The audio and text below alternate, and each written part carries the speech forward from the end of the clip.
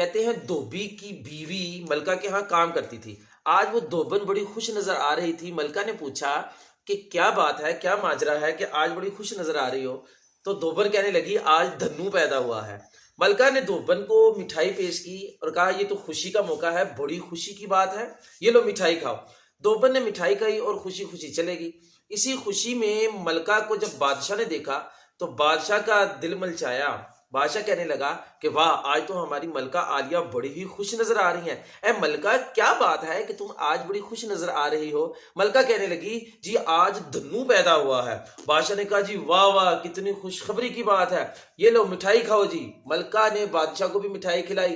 اب بادشاہ آگے آگے، بادشاہ کے دربان پیچھے پیچھے، جدھر کو جا رہے ہیں مٹھائیاں تقسیم ہو رہی ہیں۔ ہر طرف یہی چرچے پیدا ہو رہے ہیں کہ کیا ہوا، آج کے دن دھنو پیدا ہوا ہے۔ آخر وزیروں نے مٹھائیاں کھائیں، مشیروں نے مٹھائیاں کھائیں، ساری کی ساری رعایا نے مٹھائیاں کھائیں، دربانوں نے مٹھائیاں کھائیں۔ ایک وزیر نے پوچھا کہ یار یہ دھنو ہے کون؟ تو وزیر صاحب نے کہا بادشاہ صاحب سے پوچھتے ہیں۔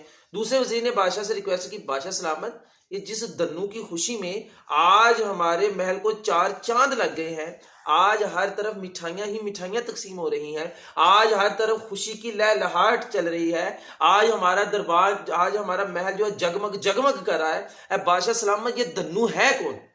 تو بادشاہ سلامت نے کہا کہ یار یہ تو ویسے سوچنے کی بات ہے کہ دھنو کون ہے۔ انہوں نے کہا میں پتہ کرتا ہوں، مجھے تو پتہ نہیں ہے کہ دھنو کون ہے۔ بیسیکلی آج ہماری ملکہ عالیہ بڑی خوش تھیں، تو میں نے پوچھا کہ ملکہ عالیہ کیا بات ہے؟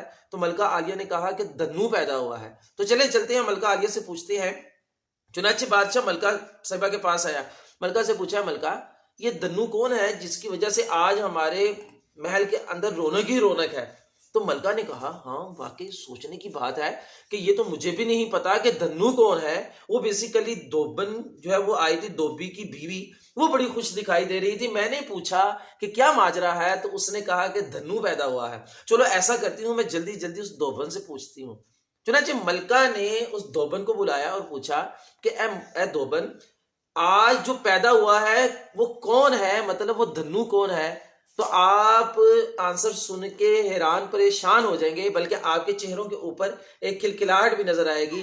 وہ دھوبن کہنے لگی کہ ملکہ عالیہ، وہ دھنو میری کھوتی کا بچہ ہے۔